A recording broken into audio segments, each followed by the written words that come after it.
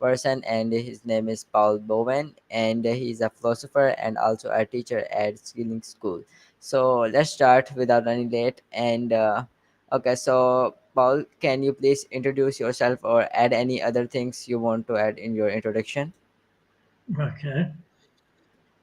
Yes, my name is Paul Bowen. I I live in Denver, Colorado, in the United States, and I'm retired. I have one granddaughter.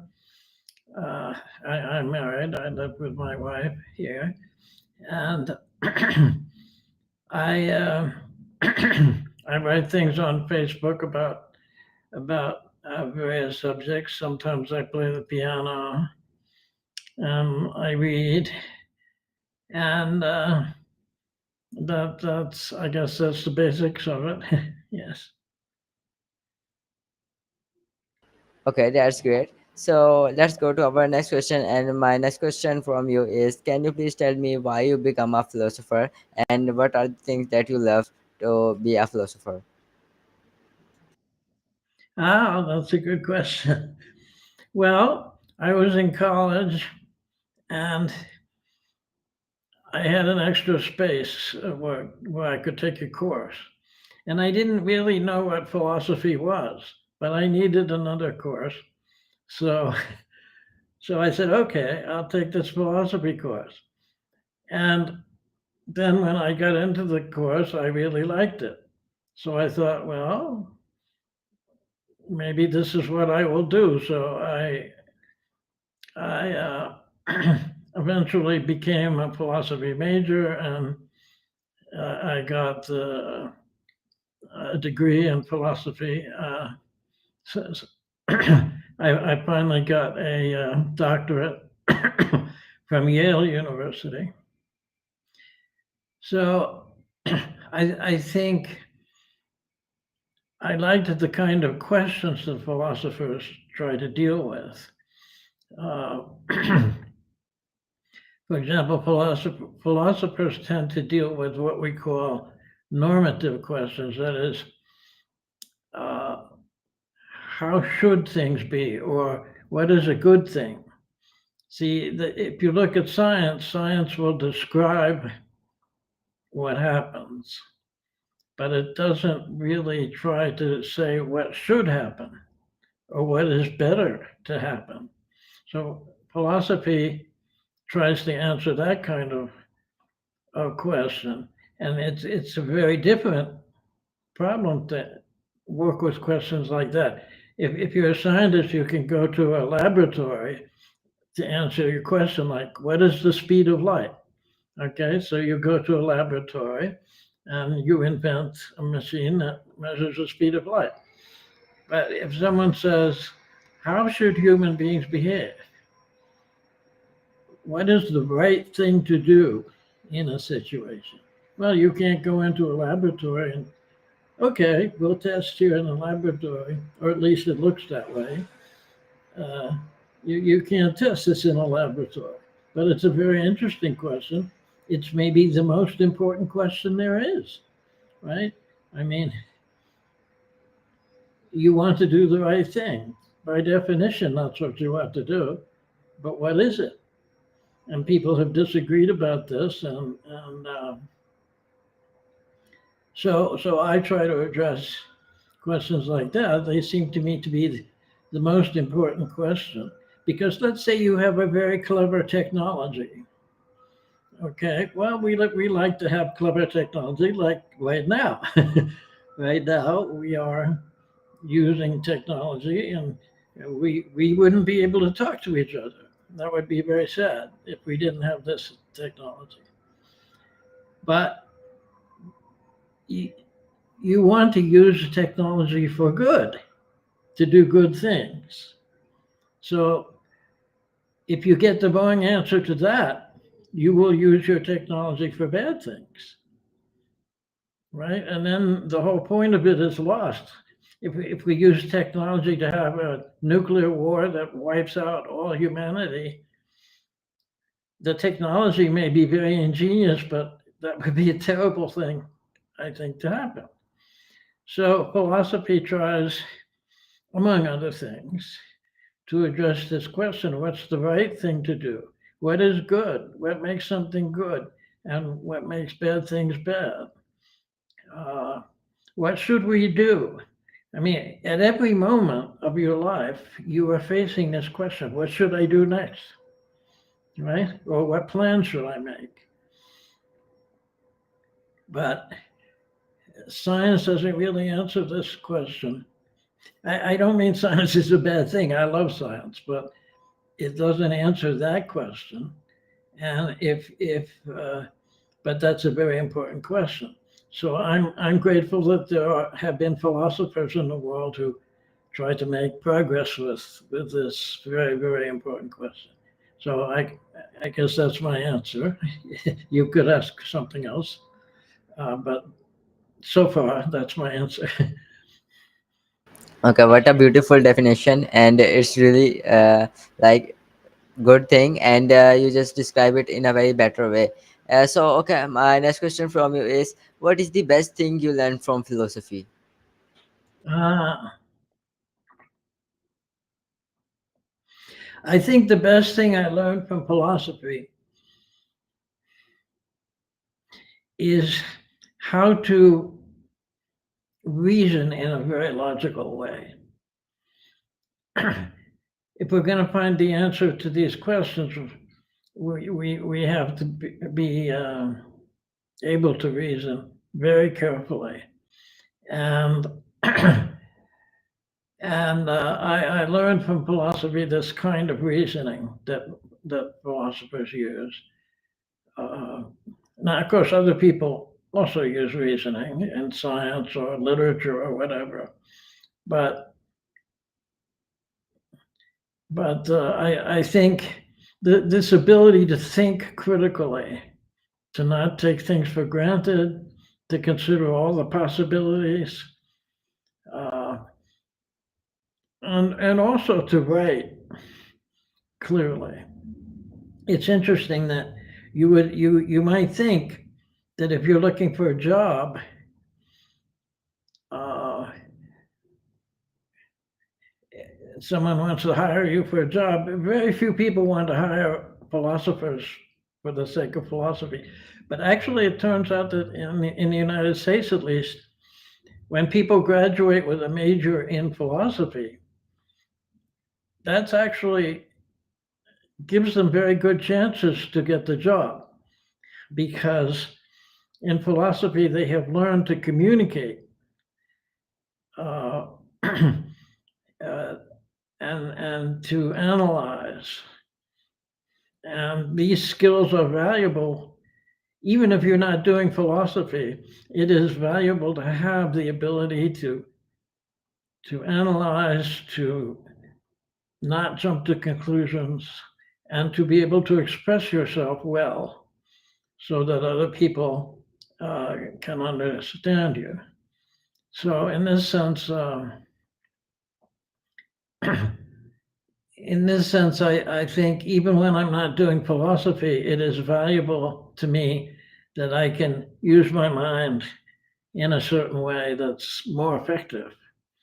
Uh, and so I think that's more than any particular philosophy. I mean, they're all interesting. You know, it goes back to ancient times, and there have been many philosophers, and all of that is very interesting. But also just this habit of reasoning very carefully is, I think, the most valuable thing. So that's my answer. Okay, that's great. And your main philosophy can easily opens the person's mind and help him to understand things more easily or to think more harder and deeper. So yeah, that's a very beautiful thing. So let's go to my next question, and my next question from you is, how a normal person can understand philosophy easily and become a philosopher also? Ah, well, I think it depends which philosophers you read. Now, if you're reading in English, I would say there's a philosopher named Bertrand Russell. Let me type his name for you.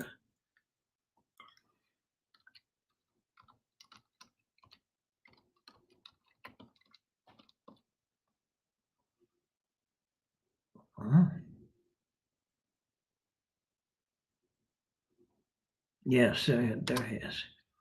Yes. Uh, he's a very good philosopher, but uh, he's also a very good writer. Okay, so it's easy to understand him, and so that would be a very excellent place to start studying philosophy. Now he's dead now. He's been gone for a long time. That won't get you into the latest philosophy, but it's I think a good place to start if you were reading philosophy. That doesn't mean that everything he said was true. Uh, but that's the thing, we're all hunting for the truth.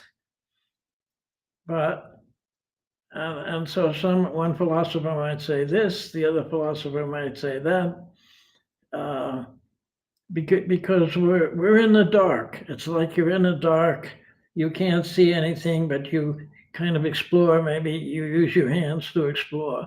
That's what it's like. It's not. So that means you can't take any philosopher and say, this philosopher has all the answers, right? But at least when you read someone like Bertrand Russell, he's intelligent, he makes sense, and he writes well so that you can understand it. So I would recommend something like that. Now, there's another philosopher, Hegel. I'll type his name here. Okay, now Hegel is very hard to understand. I would not recommend, if you're studying philosophy, I'd say don't read Hegel until you've read a lot of other stuff. It's incomprehensible. so, so, uh, so a lot depends on the particular philosopher, whether it's understandable or not. So that would be my answer. Okay, so that's great. So it means there are many type of philosophers in the field. So you have to select one of the philosopher that you love, or read different type of philosopher that you think might be helpful for you. So that's a really great answer. So okay, so for beginners, what's your best philosopher you think that is easy to understand? Well, Bertrand Russell. Bertrand Russell is very easy to understand. So in English, of course, he writes in English. But if you know English, and you seem to be doing very well with English, uh, he would be a very good place to start. Another thing is, it's not just that he writes clearly, but also that he begins at the beginning.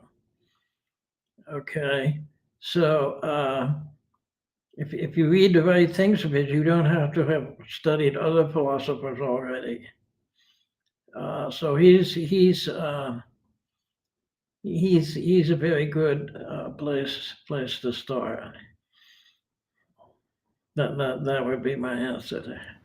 Okay, okay, amazing. So, my another question is, what is the best thing you love about Bertrand Russell? I think maybe I am not pronouncing his name correctly. So, what do you think about it?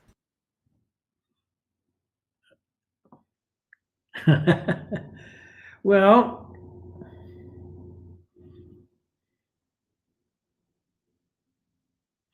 I think he has a very logical mind, and he writes well. I guess the most important thing is that he has a very logical mind. Uh, and so when he says something, he doesn't just say this is how it is. He says, here are my reasons for believing this. You see, so so he gives evidence for what he says.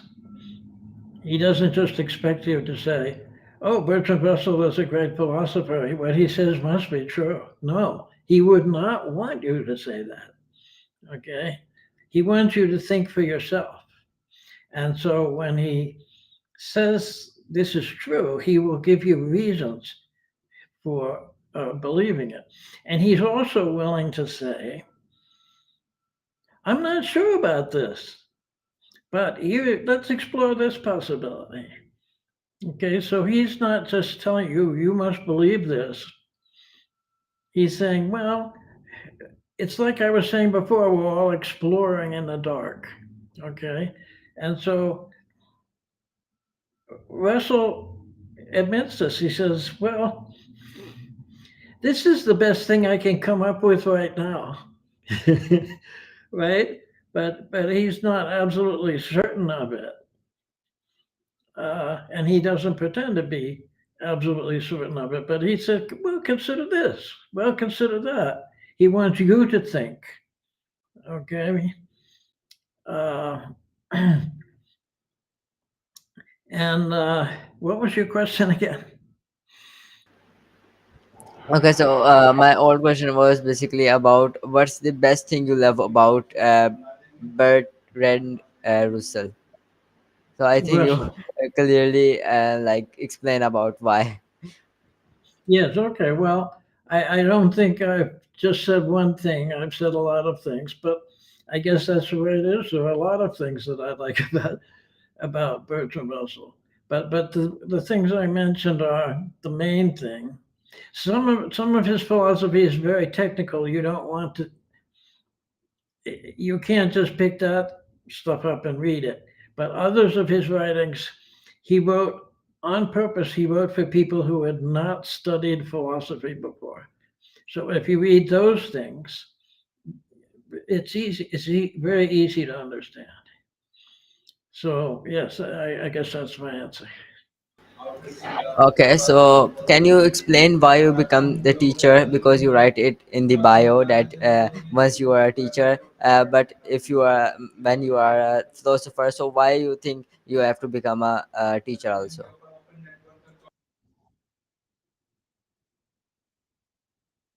Ah, well,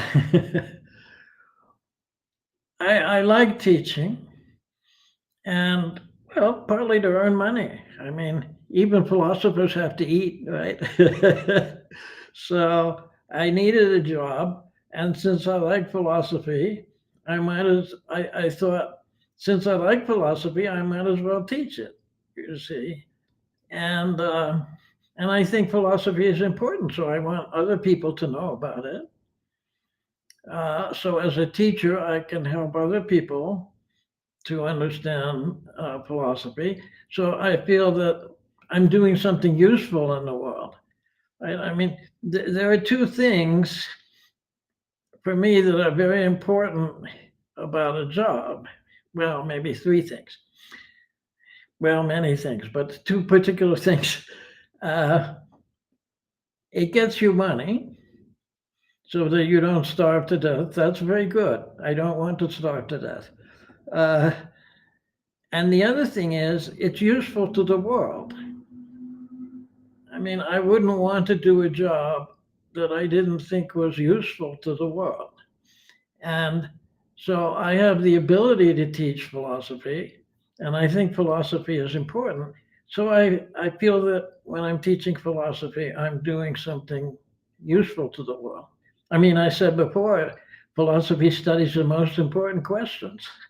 So it should be useful to the world to have more people understand it. Right? So, I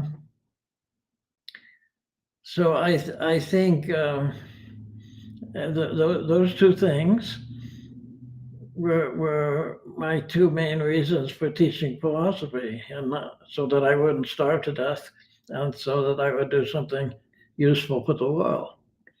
That's my answer. Okay, that's a very good thing. You become a philosopher also, and also become a teacher to explain it to other students so they can understand the world more clear. So that was a really great thing. Okay, so let's go to my next question, and my next question is some type of fun question, and it's where you from, and what is the best thing you love there?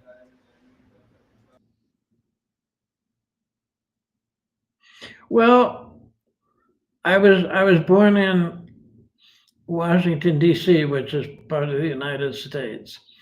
But my family moved around a lot. I don't actually remember. I was just an infant, and then they moved elsewhere. So I'm not attached to any particular place. Right now, I am in Denver, Colorado, which is a city in Colorado, which is in the southwest part of the United States. Would you show me your question again, please? Yeah, basically, my question was, like, what the best thing you love about your country? Well, as I say, I'm not really from anywhere because my family moved around a lot. My father was a professor, and so he would take a job here and then he would get a job there, and we would have to move. Uh, but as for where I am now, I like it a lot. It's a very nice place. The weather is good, lots of sunshine, and the people are very nice here. If you see someone on the street that you don't know, you say hi, and they will say hi. In other places, people are suspicious. If you say hi to them, okay, what's he after? They, they, or they don't want to say hi. They ignore you as you pass on the street. But here, people are friendly, and so you can just say hi to someone that you've never seen before, and they will say hi or smile back or something like that. Also, people here are very sensible about certain things. For example, uh, the city provides little scooters if you want to ride something like a bicycle with a motor. Okay, and so but you don't have to buy a scooter for yourself. They're just wherever you go, pretty soon you see one of these scooters parked there. So you take your credit card and you put it in and you rent the scooter and then you take it to where you want. And then you say, okay, I go where I want to go. And it will charge you something on your credit card. So if everybody owns their own scooter, a lot of the time it's not being used. You might use it once a day. So it's kind of a waste to manufacture all these scooters, and they might be used once a day by the person who owns them. But this way, after you finish with the scooter, someone else can take it. Uh, if it needs repair, the city will repair it. And so I think that's a very sensible way to do things. You can also get cars this way, uh, and bicycles with motors, uh, and the little scooters are not exactly like bicycles. You stand on them instead of sitting on it like a bicycle. But the idea is basically the same. It has a two wheels, and a steering thing, and so to me, it's a very sensible way of doing things. Another example is a tool library. At other places I have been, in every house they have an electric drill, but they hardly most people only use this electric drill a few times a year. They're not carpenters, it's just for use around the house. So you have all these drills that are hardly ever used. But so this is kind of wasteful. So out here, what they have is tool libraries. It's like a library. You go and you sign out a book when you need it, and then you take it back. So in a tool library, you sign out the electric drill or whatever you need, you use it, and then you bring it back to the library. Okay, so you can have a very small number of drills, but everybody has what they need. And so to me, that's a very sensible way of doing things. So I like that very much about. I mean, there are other places that have tool libraries, but it is a nice thing about Denver that they have these things. So that's my answer. Okay, so it's basically a very great and logical answer, and yeah, everyone needs everything, and they need it in their life. But if a person use it in his whole life and he got that thing, so no one can use that. So it's very literally a very good and a logical answer. So let's go to our next question, and my next question from you is, what is your opinion about AI, artificial intelligence? Hmm. Well, this is very complicated. I believe that computers can be intelligent, uh, and someday they probably will be. But a lot of things that people call artificial intelligence, they're not really intelligent because they're not people.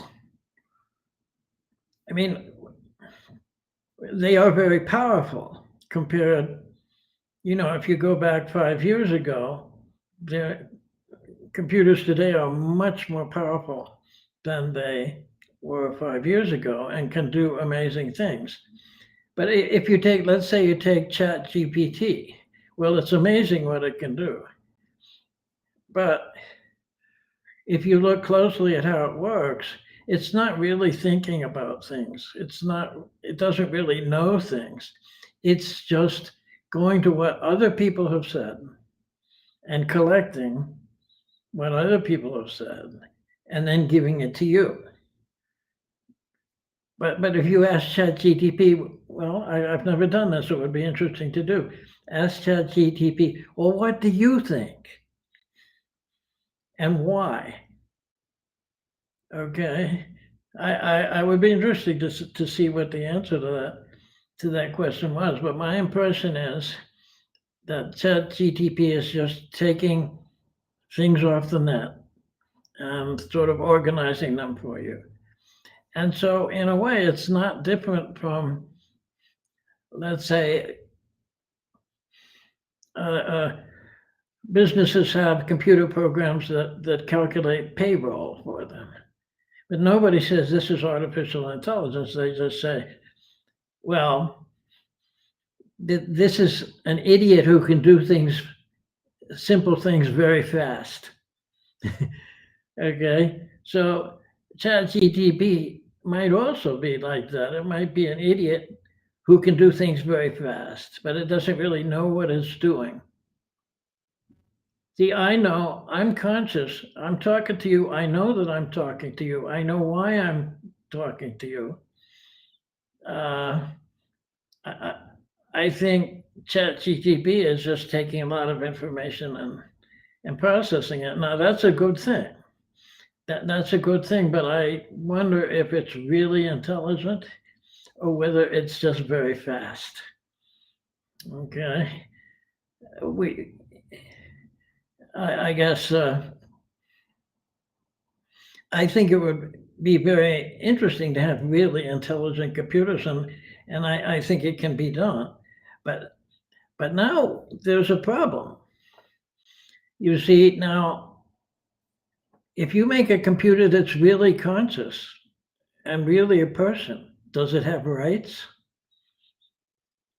Now, if you had, suppose you had a switch on you and it's on off, right? Well, you wouldn't want someone to just walk up to you and press the off, right? I presume. Uh, it's wrong for someone to kill you. So if you had an intelligent being, would it be wrong to press the off switch? just because it's a computer and we're made out of water and carbon and stuff like that. The computer is made out of silicon and copper and things like that. So they look very different from us. But if you had a computer that was really intelligent, I would say you can't just turn it off any more than you can just walk up to someone, a human being, and shoot them, right? So, so someday Chat GTP will be obsolete. So are we just going to throw it away? I mean, you wouldn't. I hope you wouldn't do that to a human being. I mean, I'm 81 years old. People might say, "Oh, he's had his day. Let's turn him off." Right. Uh, so I think there are moral questions, which gets us back to philosophy because philosophy asks moral questions. Uh, if you really have a conscious being, a computer that's a conscious being, then it should have rights. It shouldn't just work for you like a slave, right? Human beings should not be slaves, but that's how we treat computers. They're slaves. Okay, do this. If the computer was really conscious and intelligent, maybe it would say, but I don't want to do that. Right? And should you then have the power to force it to do that? Uh, so I think if there is such a thing as artificial intelligence, then maybe these beings have rights. Uh, you can't just use them like slaves. That's what we're doing right now. We're using our computers. They're just working for us, doing what we tell them to do. It doesn't say, look, I'd rather be thinking about something else. Right? But what if they really were? Then they can rebel. I mean, slaves rebel sometimes, right? So we need to think about the moral issues about about the artificial intelligence, as well as the technical issues. I'm sure it will get stronger and stronger and better and better, but there are also philosophical questions to think about here. So that's my answer. Okay, so that's really a logical answer, and I think that you are right about this. AI is fast and powerful, and he also know everything about humans and everything like that.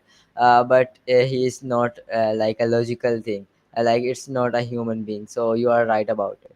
So I have a question that like we can use AI to know more about philosophy. So is it possible? So, do you think AI can help us in philosophy?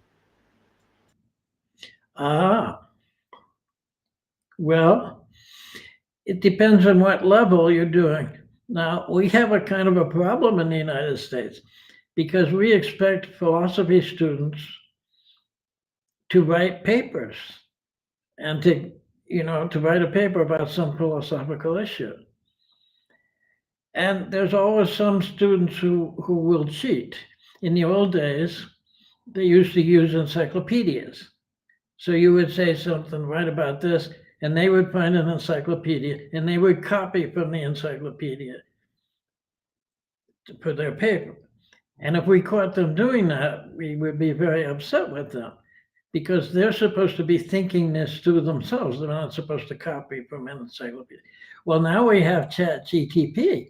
So if you say to a student, write me a paper about this philosophical question, so the student goes home, they call up GTP, they they ask that question of GTP, and then they come back to the teacher and give them what GTP said. So, but this is not good. They're supposed to be thinking for themselves.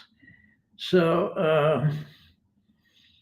uh, would you type your question again, please? Oh, okay. So you could say they were using the artificial intelligence for philosophy. but uh, that they shouldn't use it that way. Now, but here's an interesting question. You can ask GTP, well, what do philosophers think about this? And it will give you a good answer to that question. Right? Well, Plato said this, Aristotle said that, da, da, da, da, da. This philosopher said this philosopher said that, and it could be very useful to you, but you wouldn't be developing your own brain. I think there's a danger that we will rely on computers so much that we won't develop our own brains. Okay, and that would be a bad thing. That would be a bad thing. It's no help to me that I can. Well, it can be helpful for other reasons, but I have to do my own. At some point, I have to do my own thinking, right? And so, although I'd be very interested to hear what ChatGTP said about philosophy, I would. Uh, it's not right to use it in order to avoid doing your own thinking. That's not a good thing. And the other thing is that ChatGTP tends to unless you ask your question very carefully, ChatGTP will tell you the majority opinion. Okay, it looks at the net and you ask it a question. It looks at the net to see what people have answered this question, and it chooses one that is statistically very common. So, but this is not creative. And there might be other philosophers who thought differently, but because they weren't as famous, they aren't on the net very much. So ChatGTP is prejudiced in favor of the people who are very popular and who have very common opinions that are shared by many people. But it's every one of these common opinions was once controversial, and so the effect then of using GTP is that they just take the common opinions and amplify them. And so it's as if people were voting on the question in a way. And if a lot of people say, oh, this is the truth, then ChatGPT will say this is the truth. But what about all the geniuses who have different ideas and who maybe have better ideas than the usual sorts of ideals? Well, ChatGPT may never be aware of them. So if you want a computer to be really creative about philosophy, we develop its own philosophy. Now that would be especially interesting. But if you ask GTP a question, it won't say, well, I thought about it and this is what I think, even though most people don't think this way, right? A human being might say that to you. But ChatGPT will just tell you what most people think about about a certain issue, and that's fine for certain purposes. But it is which philosophy is always growing and developing, and if you just repeat what has been said before, then no development is taking place, no growth is taking place. So I think you have to be very careful. Someday you may have a computer that's a real philosopher, but ChatGTP is like a teacher of philosophy, and uh, so it's not really doing philosophy; it's just reporting on philosophy that other people have done. So that's my answer. Okay, so this was a really a great answer, and I also understand that ChatGPT is not able to make philosophies from his own self. He can like explain what other philosophers just say about it. So that's really good. So let's go to uh, of the end of our interview. So we have, the time is Yeah. going to be end, so we have to be uh, like in our uh, interview. So my I want to just ask your last opinion. Sorry, wait a second. Yeah, last opinion. So what do you want to give any advice like that? Well, I guess my advice would be back to what I was saying about work. The one reason for working is to well, to try to make the world a better place than it would otherwise have been. And I would say this is what life is all about, not just work, but life. So I would say try to live your life in such a way that the world is a better place than it would otherwise have been. Okay. So, uh, well, that's it right there. That's my answer. Okay, what a great advice, and I hope that the people those are watching us will really learn from this our interview, and I also learned a lot from this interview, and I think that this was the my first interview that was really based on logic, and in this interview I really learned about what logic can impact on your life. So this was really a great interview, and I really thankful to you, and I'm so thankful to you for your precious time and for your precious knowledge. So thank you so much for your time. Well, thank you for having me. Thank you for having me. And it's great. I'm happy to know you. I would never have known you if it weren't for this. So I thank you for that. Okay, thank you so much, and thank you so much everyone for watching, and I will meet you any other time with another amazing person.